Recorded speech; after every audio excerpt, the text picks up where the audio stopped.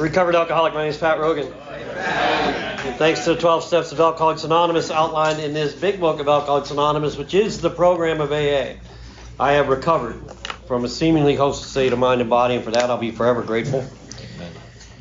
AA didn't just save my life, but it gave me a new life. And man, I'm so grateful for this new life. And yeah, the big book seminar is coming up this Thursday night, Friday, Saturday, and Sunday morning.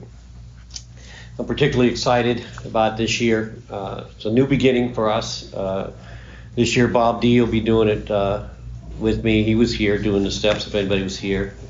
Definitely a big book guy. It'll be the first time in 17 years that I've done it with somebody else, so I'm really excited. And I was nervous as hell, but I'm excited now. And thank God, I mean, we've got over 350 registered already. Wow. Pre-registered, which is insane, so God has got this thing. And it's going to be a lot of fun. Like I said, it starts, I think the doors open at 6 o'clock Thursday night, and then it's, which is, to me, is my favorite night, which is the best night. Anytime you're talking about the doctor's opinion, I'm thrilled to death. What's that? Online is closed. That's what I was here for. And so you have to register at the door, and there's get there, they give you a name badge, and you're good for the whole weekend. It's $30 for the whole weekend. So we're still on the second step. I got a chance to talk a little bit about it last week, and you're never going to see me at a meeting that I don't bring up the doctor's opinion, because it all starts there. It all starts with that surrender, with that white chip, with that admission that you're powerless, that you can't stay stopped, and once you start, you can't control the amount you take. It's the two questions that they're going to ask us 4 or 5 times moving forward here, once again at the third step. And page 44, first paragraph, when you honestly want to stay stopped, you find you cannot, and once you start drinking, you find you can't control the amount you take, then you're an alcoholic. It says probably in our book, but I don't have to be politically correct. So you can't stay stopped given sufficient reason, and you can't control it once you start. Have a seat. You're one of us. That's what qualifies you. It has nothing to do with people, places, and things. I mean, all that stuff, we call them triggers. I don't know. Dixie Highway could be a trigger, I guess. I'm not big on triggers. Fred, in one of our stories in chapter 3, was his trigger, I guess, was a threshold. Once he crossed the threshold, the thought came. So be careful with thresholds. But that's what qualifies me. And we talked last week about what is a sufficient reason. Loss of a relationship, divorce, right? Loss of a career, jail, institutions, right? I've had all that stuff happen and could not stay stopped to save any of it. I gave up custody of my 2 children for a drink. That's what it means to be powerless.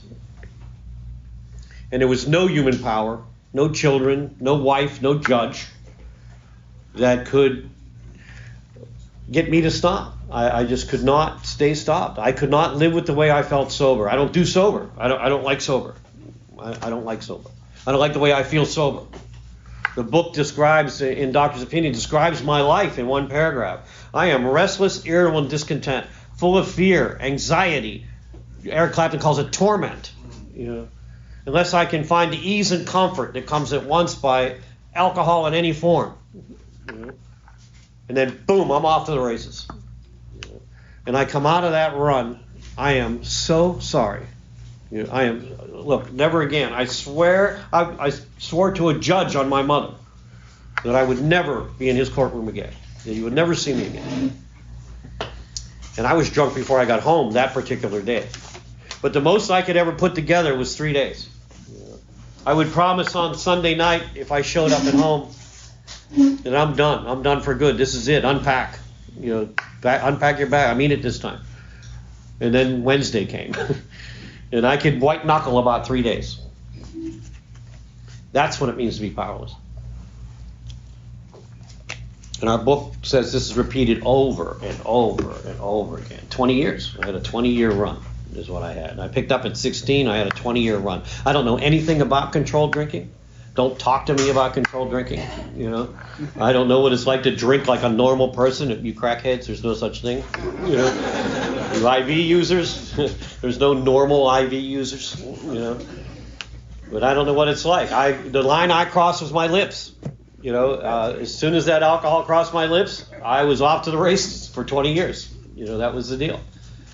And I was willing to go to any length to get a drink or a drug to change the way I felt. And I would sacrifice anything. Everything that I loved and everybody that loved me and anything that loved me was gone when I got in here. And I still wouldn't have stopped if alcohol was still treating that internal condition. If it would have still done what it did for me at 16, at 36, you would never have seen me here. I was willing to sacrifice my life for that relief. There was no human power that was going to keep me stopped. If my children couldn't keep me stopped, no one was going to keep me stopped. So it was obvious to me that I needed a power greater than human power to restore me to sanity.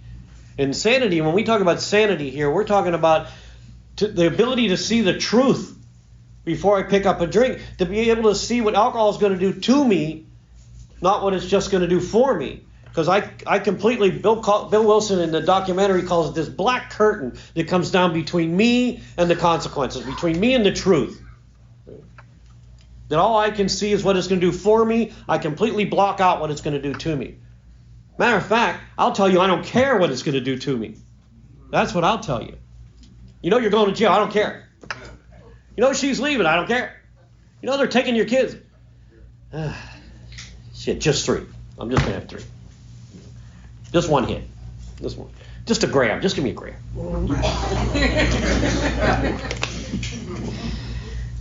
The lie. That's the insanity. That's the insanity they're talking about here. The ability to see the truth before I pick that up. But even when I could see the truth, I didn't have the power. This book says that if you fit that description, that you're suffering from an illness that only a spiritual experience will conquer. That only God will conquer it. We talked last week about that. The God of your understanding, not the God of my understanding or anybody else's understanding here. The God that you believe in. You get to choose your conception. When I say God, whatever you think that is, that's what we're talking about. That's our solution here. The fellowship we talked about last week, the fellowship is here to support us and guide us through this process to connect us to this power that's going to solve our problem. That's going to solve my problem. I'm not going to be able to do anything. There's a lie in the first paragraph in chapter 2. It talks about this fellowship. Then it says, they have solved their problem. They didn't do shit. They didn't solve their problem. God solved their problem. I think they just wanted us to read on. You know, they wanted us to think there was something that we were going to be able to do about it. But it comes to the conclusion, hey, die an alcoholic death or accept spiritual help. Go on to the bitter end, blocking out your intolerable situation, or accept spiritual help. That's a problem with a lot of us. That's a problem with a lot of us, right? But our solution is this, the great fact, right? The fact is that I can't bring into my consciousness with sufficient force the pain and suffering, it says a week or a month ago here, of this morning. I'm without defense against the first string. The tremendous fact is that we have a common solution here. And that's the great news that this fellowship carries. That this fellowship is going to support you. We're going to circle around you. And we're going to hold you together. We're going to take you to freaking Denny's. You know? We're going to take you to freaking Lester's. You know? And we're going to stuff you full of food and ice cream and cake. And you're going to be bloated so you can't drink on your way home. You know?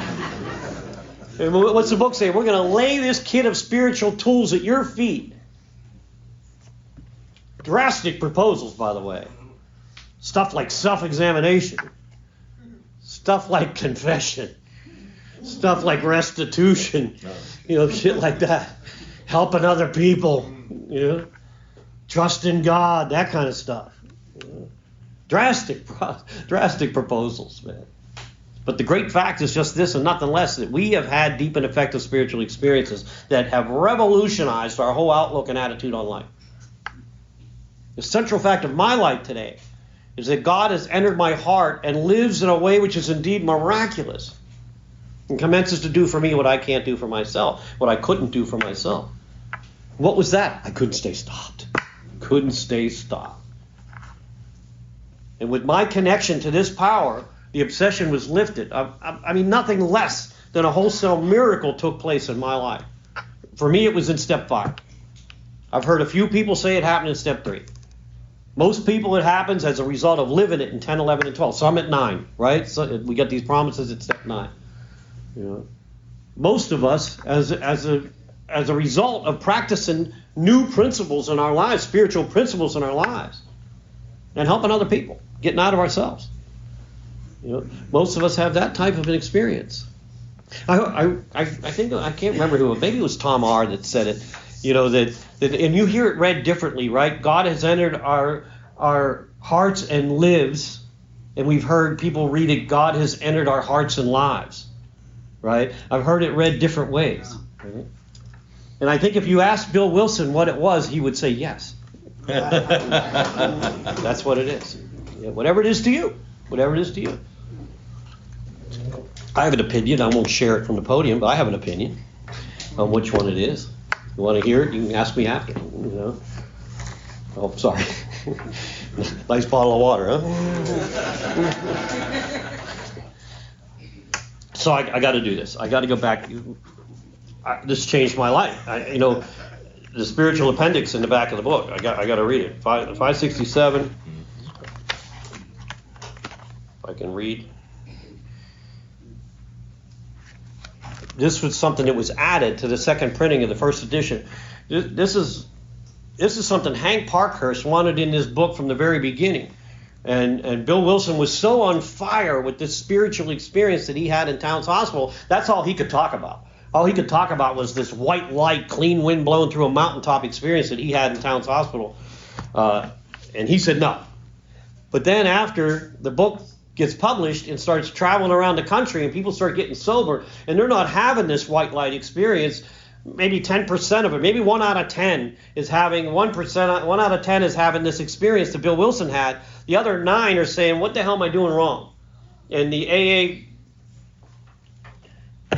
what am I trying to say? It became General Service, Alcoholic Foundation, which was founded by Rockefeller actually, which became General Service later. All these letters are coming in going, what are we doing wrong? What are we doing? And Bill agrees with Hank finally and says, all right, put your appendix 2, the spiritual experience, in the back of the book.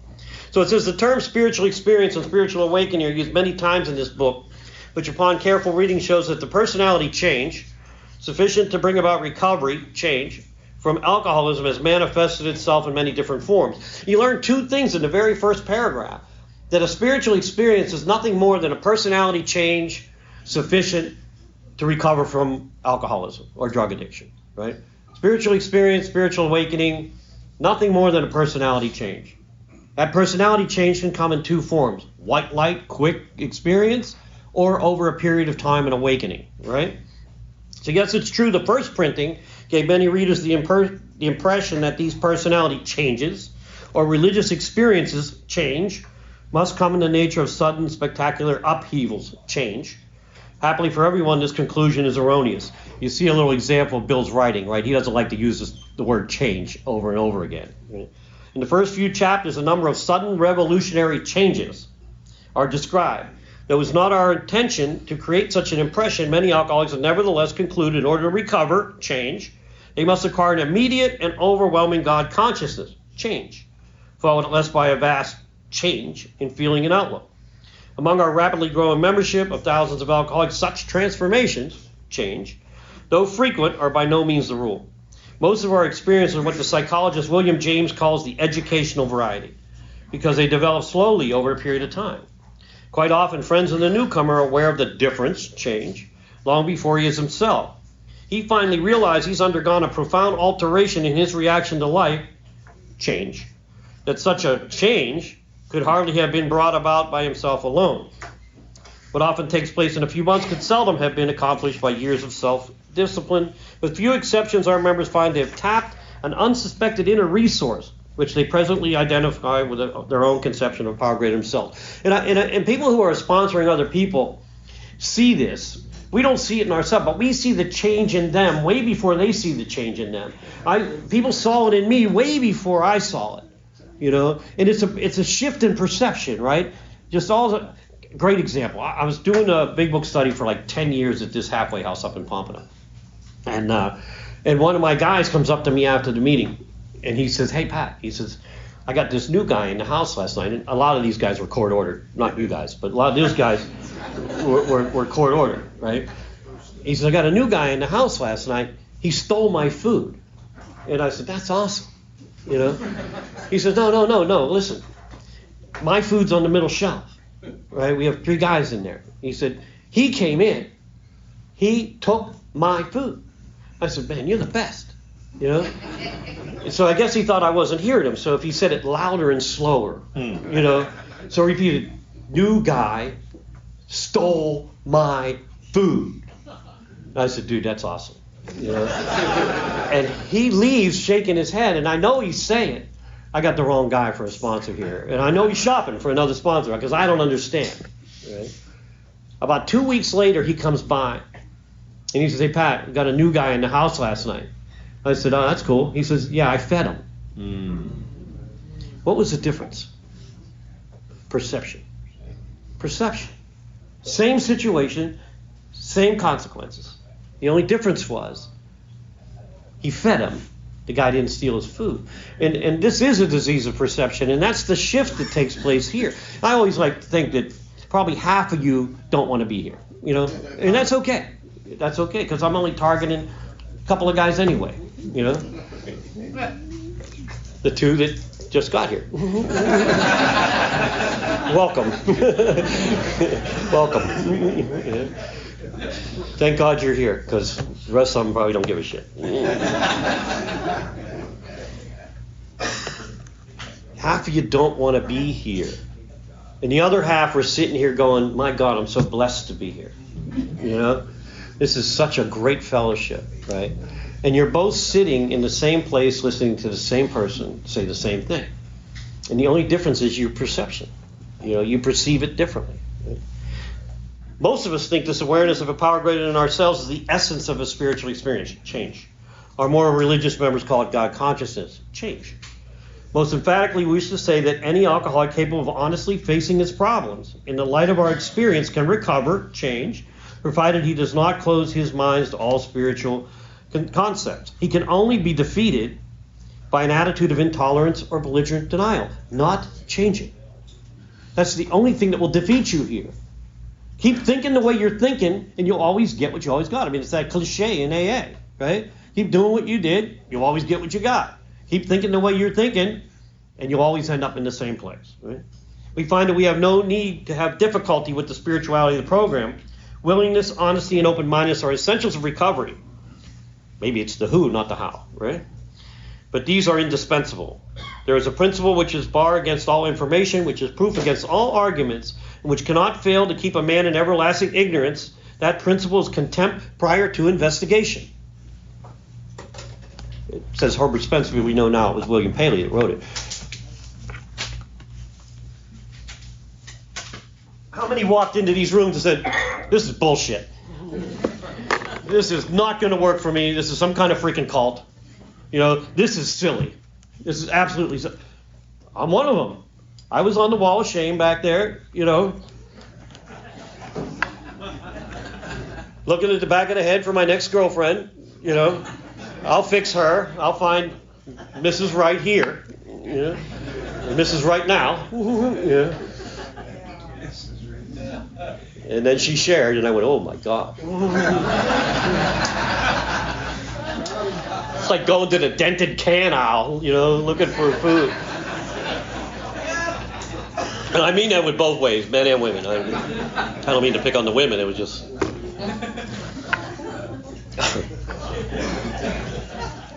My life is unmanageable, and I want to share it with you, right? That's a relationship, right? 2 flakes making a blizzard, man. That's it, you know. Hey, when we get to resentments, I will talk about that, because that's why we suggest you don't get into a relationship in early recovery. Here, I'm going down another road here, right? You know, because resentment is the number one offender. What causes more resentments than relationships? How many people can handle resentments new in recovery? None. Very few. Right? We're codependent when we get here. We're looking for a drug.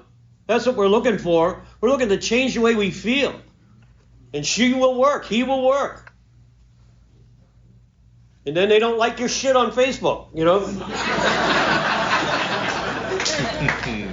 You know they're there. You see the green light. What the hell, you know? I said, love you. She didn't answer, you know. She's commented on that other guy's stuff. Probably sleeping with him, you know. But that's where we're at. Well, that's where I'm at when I get here. That's where I'm at. I don't trust anybody. Why? I'm not trustworthy. I don't believe anybody. Why? I'm a liar. Everybody's out to get my stuff. Why? Because I'm a thief.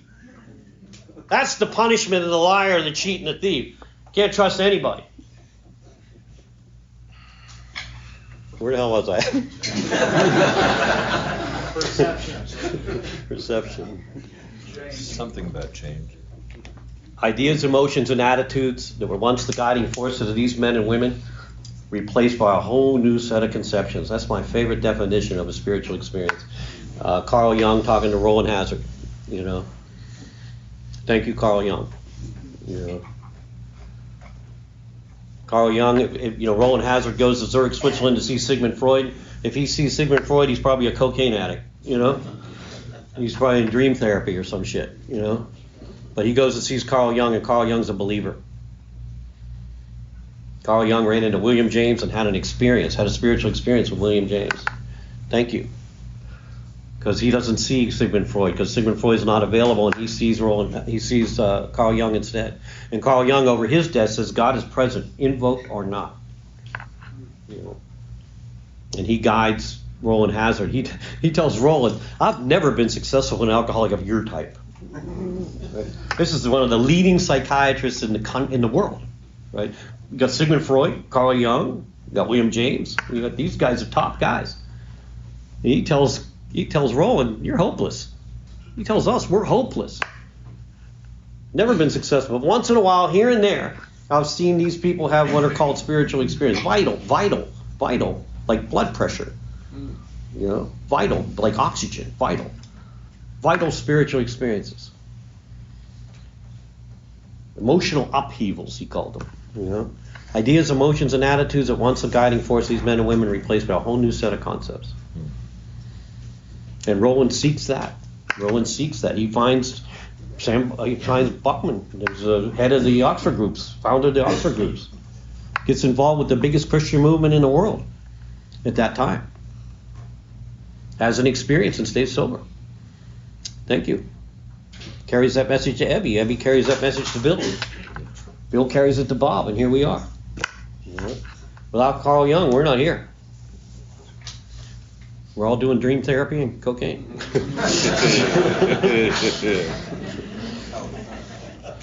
That spiritual experience is so important that Bill mentions it like 3 times in our book. I think on 25, 27, and 47 on the bottom it says, fully explained for amplification, please read. Please read.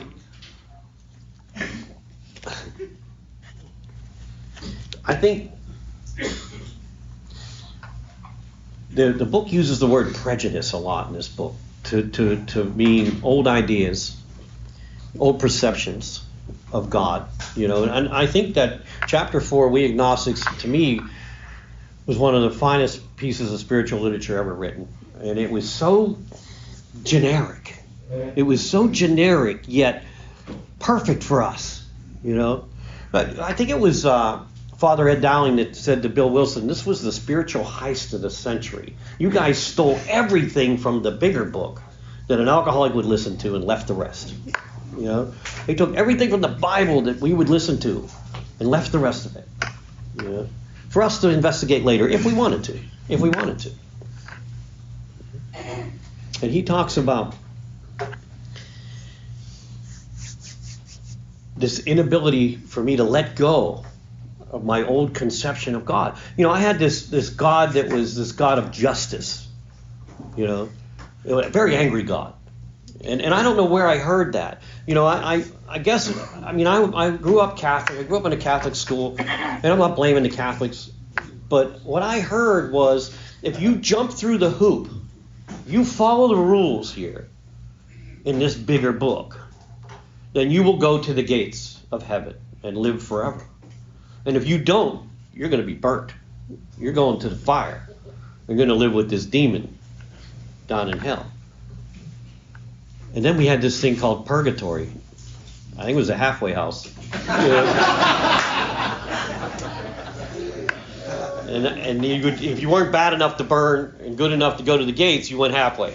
And I don't remember. I always, somebody who's really a devout Catholic could tell me, but I don't know if it was an act of contrition or what the prayer was. An act of contrition. There was a prayer that you would say, and people in purgatory would get shot up. You would like save them. And I was incapable of following the principles. I wasn't capable. I was a kid who lied in confession, right? Like I would take a poll of all the people around me and say, how many lies you got? Because I don't want to be abnormal, and so I'd take a little poll and say, okay, did you steal anything? No? Okay, and I would go in and just tell the priest what I thought the priest wanted to hear. And I would leave confession with guilt. Because I just lied to the priest. As soon as I could disconnect from that, to me it was for women and children. That my grandmother took us to church. Nobody else went. None of the men went. I found out later where they went. They went to watch football and shit at the bar. But my grandmother took us to church, and as soon as I was old enough to disconnect from that and look at that as that's Santa Claus, that's BS. That's just made up stuff. I couldn't follow the principles anyway. There's a window of opportunity, I think is the name of the story in the back of the book. I think it's 423, on page 423 at the bottom. It says that when alcoholics can't live up to the principles, they don't change their behavior to meet the principles, they lower their principles. Right? When alcoholics can't live up to their goals, they don't change their behavior to meet the goals, they lower their goals. Right?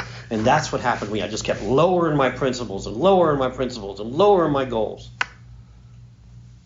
And just keep denying that existed. And now you tell me that that's my solution. That that's the only solution I have. That's the only option I have. I'm going to die in alcoholic debt, or I'm going to come to believe in some kind of power greater than human power. But Bill opens up the door so wide with this. We get to choose our own conception of God, however inadequate anybody else thinks that is. And they're asking us as sponsors to not invoke our belief systems on the newcomer, to let them come to their own conclusion. To not force any religion or any particular concept of God on anybody. Our traditions ask us to not do it here. Our traditions ask us not to be religious specific from the podium. Tradition 10. We don't get involved in controversy. We stay out of controversy.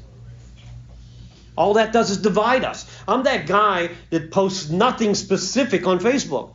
No one, it's even very few people that are, maybe 3 I could count, that my inner circle, which some are in this room, know what my religious leanings are. Most people do not. Very few know my political leanings. I don't post any of it. I don't touch any of it. I would never want someone to not ask me to sponsor them because of what religion I am or what political affiliation I am. I don't ever want to get that to get in the way of me helping somebody else. So I keep it generic. If I post something, it's spiritual. It's not religious. It's just, I know that Russell would laugh at that.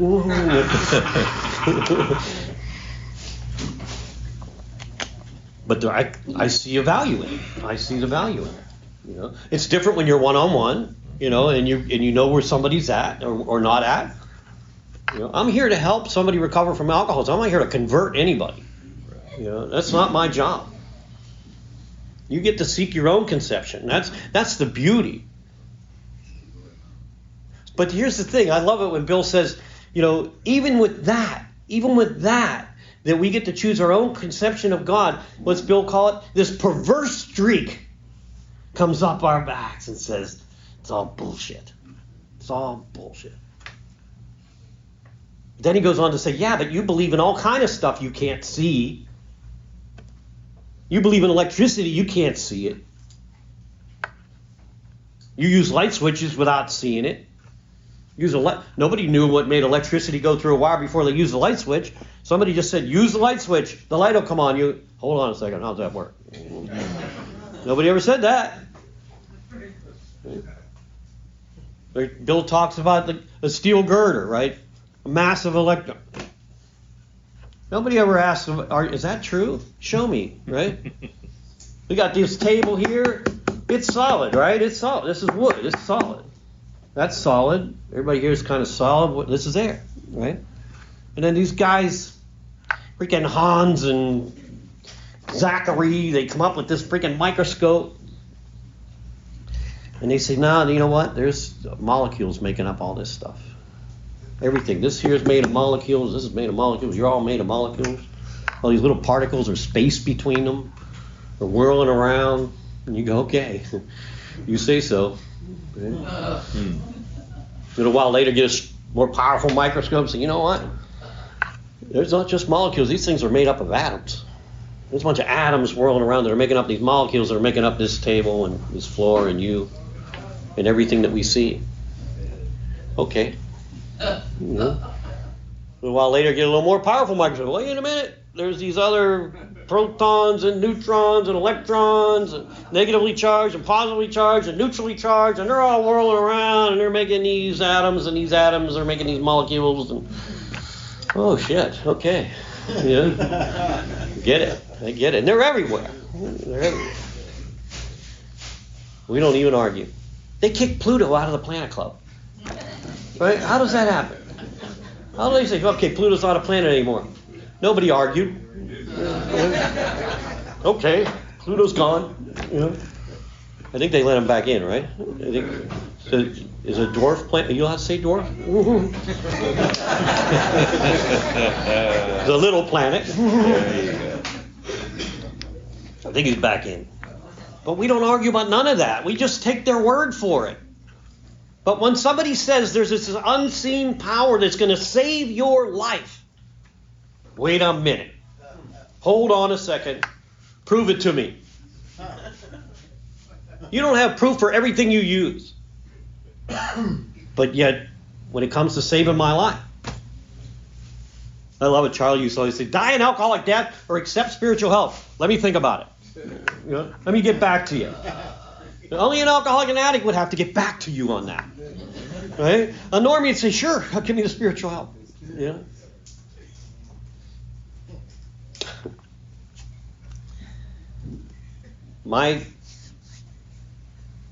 That's why we have this formula that tells you you don't have to believe. We don't have to believe. You just have to be willing to believe. Right? If you're an atheist in here, I would say go from no, maybe. Maybe. What do I got to lose? I'm going to die. I'm going to die. And if you don't think you're going to die, then maybe you're not done. Maybe. Maybe there's a power greater than myself that can solve my problem. Right? There's a formula right after where the second step saying the agnostic may come to believe, the atheist may be willing to believe, no to maybe. And that cornerstone can be the structure that'll build this spiritual arch that we can walk through to freedom. Just the maybe. Because when you say maybe, you've taken a step off of where you were, you've made progress, now make a decision. Make a decision to seek the power. Then take the action that's required to seek that power. And then when you get results, that's faith. That is faith. Results are faith. I don't have to have faith up front. I just have to be willing to believe that there's some kind of power out there, and I'm not it. I'm not it. And we can build the structure just based on that. Can be the foundation of this structure that we're going to build. I think Bill uses the word cornerstone. The foundation being the surrender. The bedrock being the surrender. The bottom. This being the cornerstone. And then when we hit that faith, that's going to be the keystone that holds this whole structure together. That holds everything together. Just be willing. So I'm falling apart. I shared with you guys when I got here, the first week I was here, that I I never heard the doctor's opinion for my first 3 months in the program. I don't know if they didn't talk about it or if I was too busy looking at the back of people's heads. I don't know. I didn't hear it. I didn't know what an alcoholic was. I thought it was people, places, and things, and I thought the solution was don't drink and go to meetings. Don't drink and go to Denny's was our mantra. I thought that was AA. I thought I was in AA, coming to meetings and going to dinners and doing the gratitudes and this and that. I thought that was AA. I had no idea it was an alcoholic. I was telling Jimmy, I think it was a month and a half, 2 months before I even said I was an alcoholic in AA. I was embarrassed. Like I was the only one, here. I mean, I would get up and get out of the room. The 5th chapter was a cool place. It had where I got picked up my white chip. They had the meeting room, and then they had a coffee room, like a club room. And if you didn't want to be in the meeting room or listen to the speaker, or if they were going to come and have you introduce yourself as an alcoholic, you could get up and run into the other room. And that's what I would do. I would avoid how it works, because then you got to introduce yourself. Somebody finally did get me, and I'll never forget that day. I got to the word constant, and somebody yells at I, constitutionally, dumbass. He didn't say dumbass, but that's what I heard. That's that resentment thing, right? When I replayed that, he said dumbass. First time ever, I introduced myself. I'm an alcoholic. I didn't know what it was. I didn't want to be one. But nobody ever told me what an alcoholic was. I was 90 days sober and ready to drink. And I was ready to blow my head off.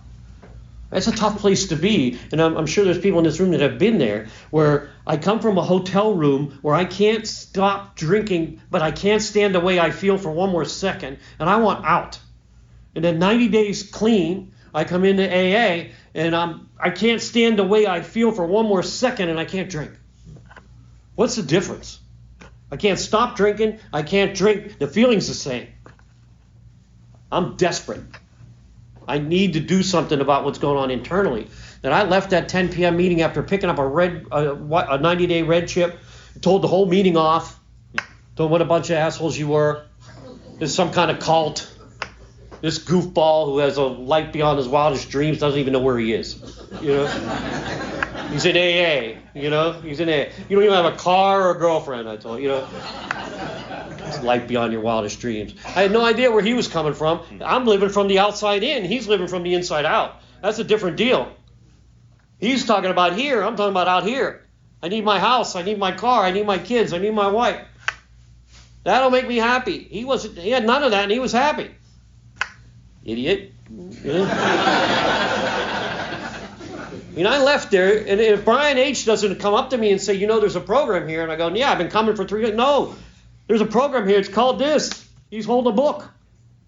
Well, he had just been to a Joe and Charlie seminar, and he was experimenting on me.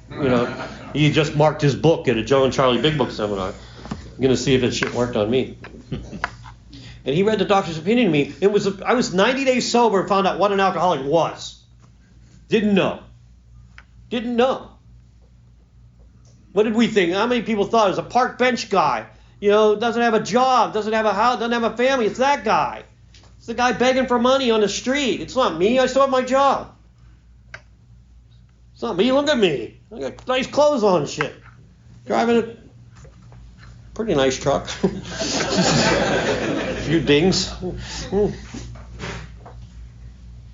So I'm struggling, and I'm at the coffee bar in the 5th Chapter Club, and Camper John. Do you remember Camper John? I don't know his last name. I don't ever remember him. But Camper John, they called him Camper John because he lived in a camper. It was either behind Denny's in Pompano or Denny's in Deerfield. If you wanted to go talk to somebody, you could always find Camper John. And he was like the bartender at the coffee bar. And Camper John says, you don't look good. And I said, I don't feel good. He says, yeah, I don't think you're going to make it through the day. And I said, well, thanks, John. And he says, here's what you need to do. You need to get up in the morning, you need to ask God to keep you away from a drink. And at the end of the day, when you get home, you need to ask God you need to thank God for keeping you away from that drink. And I said, okay. And I start to walk away. He goes, wait a minute, I don't think you're going to make it that long. He says, what you need to do is get up in the morning and ask God to get you to work. Right? And then when you get to work, ask him to get you to 10 o'clock. And then when you get to 10 o'clock, ask him to get you to lunch. And break your day up into 12 or 24, whatever it takes. Break it up and just get through the day. And I started doing it. I had nothing to lose except spiritual help or die an alcoholic death. I mean, I knew I was doomed if I picked up a drink. And I started doing. I was working in doing a build out for an appliance company down in South Dade. And I'm working in this. So I'm getting on my knees every day and going in the bathroom, dropping on my knees. I don't even know why I was getting on my knees, but I figured, you know, somebody once said, bend your knees, bend your will, you know. And so I get down on my knees and I'm asking God. I come out of the bathroom and I'm thinking, I don't know what. I see a jewelry store next door. And I said, I need some more power. So I go next door. It's a pawn shop. And the guy buzzes me in and I says, yeah, I need a cross. And he says, you want a crucifix? I said, I'm not going that far. Just give me a cross. And I don't know why. I don't know why that thought. Maybe my religious upbringing. I don't know. You know, I have no idea what made me do that. I needed more power. And I didn't know what else to do. And that came to mind. So I bought this cross and still have it today. It's 33 years ago. I lost it twice. I lost it in my yard, found it. Lost it at a customer's house. They called me up a couple days later and found this cross. Must be yours. Just I'm supposed to have it. And I don't know whether it has any special power or anything, but I know this. When I look in the mirror in the morning, it's there. And it reminds me of where my reliance is and what my problem is. You know, and it's just a cool thing. You know? And so I start putting some time together. Right? And now I'm like a couple weeks and I'm starting to feel a little better. Right? I'm starting to come to believe. I'm starting to come to believe in this solution that you're talking about. That's what Bill's talking about in this book. Just take a baby step forward. Just follow some directions.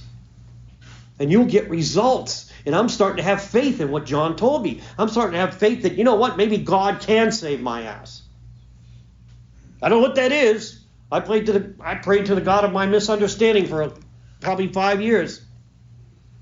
I didn't need to understand it anymore. I was getting results. I started to believe in the unseen. That's called faith. That's called faith. I don't know what it is, but it's working. And I've gotten to a point, I don't care what it is if it's working. And, you know, later on I'll tell you some stories where, you know, I've hit these walls, you know, through my recovery. And I stopped trying to figure it out. I don't care if virgins can have babies anymore. I really don't. You know, I don't care if people can raise from the dead. I don't care. All I know is when I come here, I connect with God. All I know is when I walk into my Catholic church, I connect with God. I know when I walk into my son's Protestant church up in Jacksonville, I feel the presence of God. When I walk into a CA meeting, I feel the presence of God. When I walk into an NA meeting, I feel the presence of God. When I call my sponsee, I feel the presence of God. When I call my sponsor, I feel God. I stopped trying to figure it out. I just started utilizing the tools that you guys gave me. And I have faith in all that. I have faith in all that.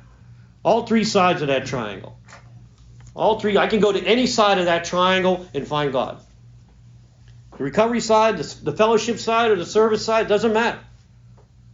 That's my options now. I have another option. I don't have to pick up a drink to feel better.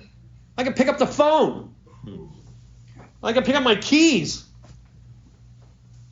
I can drop to my knees. I've got other options today, man. That's what I needed. I needed a power greater than alcohol. Not greater than me. I needed something that would do that. I needed something that would do for me that did for me. And we'll talk more about that as we go through the steps. It took some action. I had to get through 4. I had to get through 5. I had my experience in 5, and I'll talk about that some other time. Thanks for letting me know.